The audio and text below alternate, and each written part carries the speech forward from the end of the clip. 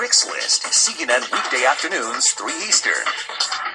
What is your beef with illegal immigration? Well, Rick, the problem with illegal immigration is that it's multifold. First of all, you've got some folks that are here that collect benefits and that put a burden on the taxpayers, and there's not enough balance to the benefit they're providing. Okay, but just a quick stop. Just a quick stop. You know those people are paying taxes, right?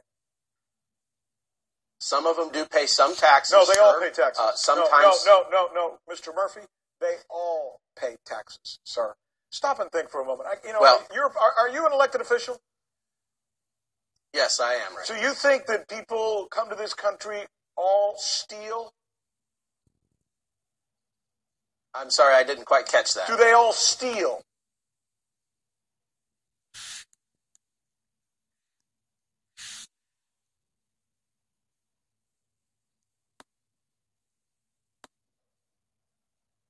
Well, no, they don't all steal. But okay, so just answer the question. Do they all steal? Do they all live in caves?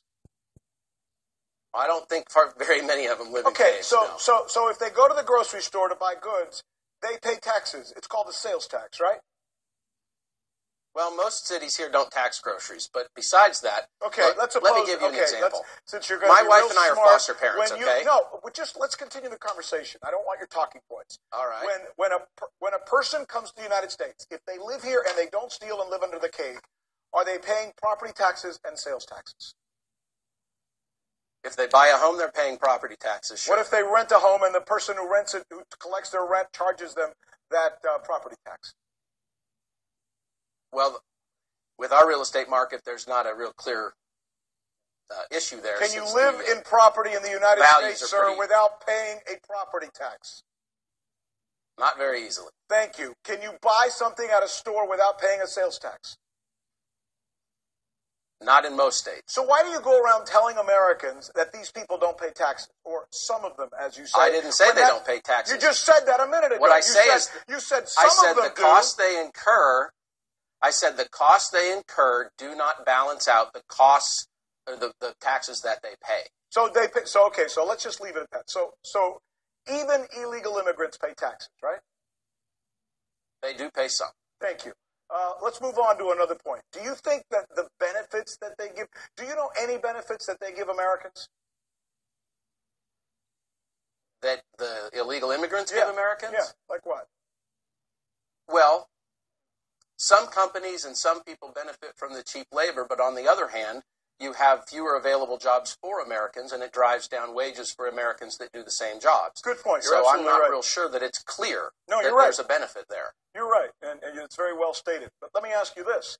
How about Social Security? Do you know that illegal immigrants subsidize you and your Social Security to the tune of $7 billion so that someday you can retire on money they put into the system that they can never collect?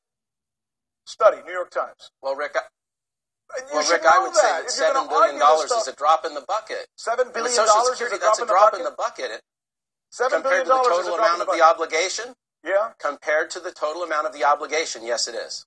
Well, so did you know that? Yeah, I know that they do pay in, but they also do that mostly on the backs of people whose identities they've stolen, and it creates a huge burden and cost and inconvenience and disruption to those people's lives. Actually, once again, you're wrong. Did you know that most illegal aliens are given something by the federal government called a tax ID that allows the government to collect Social Security taxes from them? Did you know that? Rick, I realize that some of them have that, but I also realize that many of them have stolen identification. It happens in this state all the time. As a matter of fact, we probably lead